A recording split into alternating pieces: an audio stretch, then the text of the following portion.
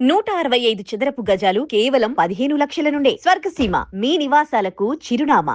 ఖమ్మం జిల్లాకు చెందిన 20 సంవత్సరాల రమ్య విశాఖలో ఆత్మహత్య చేసుకుంది. అయితే ఈ కుటుంబం మాత్రం ఇక్కడ ఉండటం లేదు, ఖమ్మంలో ఉంటున్నారు. మరి హైదరాబాద్లో పనిచేస్తున్న రమ్య విశాఖలో ఆత్మహత్య చేసుకోవడం ఏంటి? ఇదే కదా ఇప్పుడు ట్విస్ట్. రమ్య అలాగే ఖమ్మం జిల్లాకు చెందిన నరేష్ ఇద్దరు ఖమ్మం జిల్లాలోని ఒకే ఊరుకు చెందిన వాళ్ళు. ఈ నరేష్ రమ్య ఇద్దరు కూడా హైదరాబాద్లో పనిచేస్తున్నారు. ఒకరికొకరు ఇష్టపడ్డారు. ఇష్టం కాస్త ప్రేమగా మారి ఆ తర్వాత పెళ్లి చేసుకోవాలి అనుకున్నారు.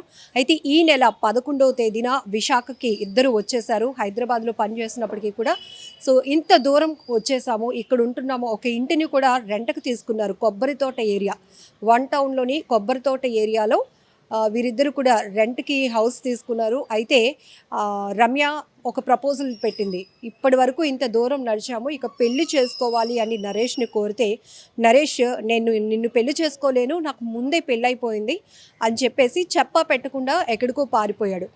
దీంతో తీవ్ర మనస్తాపానికి గురైనటువంటి రమ్య అద్దెకుంటున్నటువంటి ఇంట్లోనే ఉరివేసుకొని ఆత్మహత్య చేసుకుంది. ఈ ఘటనకు సంబంధించి ఇంటి ఓనర్ ఇచ్చినటువంటి సమాచారంతో 2 టౌన్ పోలీసులు సంఘటనా స్థలానికి చేరుకొని అక్కడ ఆమె ఆత్మహత్యకు కారణాలు ఏంటి అనేది కూడా దర్యాప్తులో కారణం నరేష్ అనే వ్యక్తి ప్రేమించి పెళ్లి చేసుకుంటానని నమ్మించి ఆ తర్వాత హైదరాబాద్ నుంచి విశాఖ వరకు వీళ్ళిద్దరూ రావటం, పెళ్లి చేసుకోలేను అని నిరాకరించి అతడు పారిపోవటం ప్రధాన కారణంగా తెలియటంతో అతన్ని అదుపులోనికి తీసుకుని రిమాండ్కు తరలించారు 2 టౌన్ పోలీసులు. ఇక్కడ మనం ఒకటే చూడొచ్చు, ఈ మధ్య కాలంలో ప్రేమ పేరుతో జరుగుతున్న అనేకమైన మోసాల వల్ల హత్యలు జరుగుతున్నాయి, ఆత్మహత్యలు కూడా జరుగుతున్నాయి.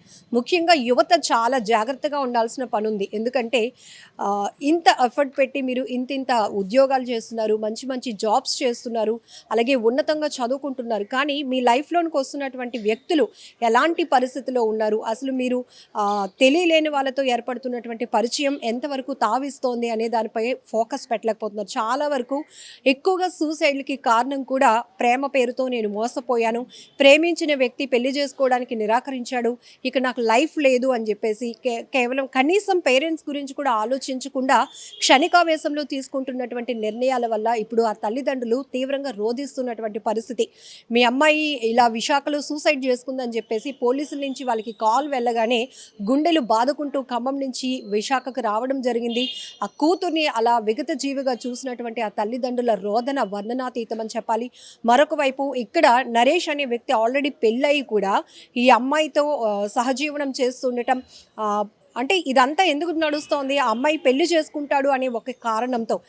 ఆ స్టేటస్ కూడా తెలీదు, అంటే పెళ్ళి అయిన వ్యక్తి కాని వ్యక్తి తెలియకుండా కేవలం ఒకే చోట పనిచేస్తున్నారు. అది పరిచయం కాస్త ప్రేమగా మారటం, పెళ్లి చేసుకొని జీవితం కొనసాగిస్తామేమో అనుకుంది అబ్బాయి. కానీ అడ్డంగా ఆ యువకుడి చేతిలో మోసపోయాను అని గ్రహించలేకపోయింది. దీంతో ఇక అతడు చెప్పా పెట్టకుండా పారిపోయాడు. అంటే ఇక్కడ మనం చాలా ఆలోచించాల్సిన విషయం, అసలు ఏ ఊరు అమ్మాయి, ఖమ్మం జిల్లాకు సంబంధించినటువంటి ఒక యువతి హైదరాబాద్లో పనిచేస్తోంది. విశాఖ, ఈ అబ్బాయిని నమ్మి విశాఖ వచ్చేసింది. ఇక్కడ 2 టౌన్ లిమిట్స్లో కొబ్బరి తోటలో ఒక రెంట్కి హౌస్ తీసుకున్నారు, స్టే చేస్తున్నారు గత 10 రోజులుగా. ప్రేమ పెళ్లి ప్రపోజల్ వచ్చేటప్పటికి పూర్తిగా అమ్మాయిని మోసం చేయాలనే ఆలోచన బయటపడటంతో తను ఇంకా మొత్తం హోప్స్ అన్ని కోల్పోవటం వల్ల ఇంకా తల్లిదండ్రులకు కూడా నేను చెప్పలేనేమో, నేను మోసపోయాను ఇతని చేతిలో, ఇక నేను చనిపోవాలి అని ఒక కఠినమైనటువంటి నిర్ణయం తీసుకుంది. చాలా జాగ్రత్తగా ఉండాల్సిన అవసరం ఉంది. ఈ మధ్యకాలంలో ప్రాంతం ఏదైనా కావచ్చు, ఆత్మహత్యలు కానీ హత్యలకు కానీ ప్రేమ విఫలం కావటం, ప్రేమ పేరుతో జరుగుతున్న మోసాలు ప్రధాన కారణం అవుతూ ఉండటం వల్ల విచక్షణ రహితంగా కాకుండా ఆలోచనాత్మకంగా మీరు ముందుకు వెళ్తే కనుక మీకు చాలా ఫ్యూచర్ ఉంటుంది. ఒకవేళ అతను మోసం చేసినా మీరు పేరెంట్స్కి కన్వే చేసుంటే సరిపోతుంది. కానీ ఇలా బలవన్మరణాలకు పాల్పడటం, ప్రాణాలు తీసుకోవాలనుకోవటం, మీరు లేని లోటు మీ తల్లిదండ్రులకు ఎవరు తీర్చలేనటువంటిది. ఈ ఘటనపై మీరేమంటారో కూడా కామెంట్ బాక్స్లో మెన్షన్ చేయండి.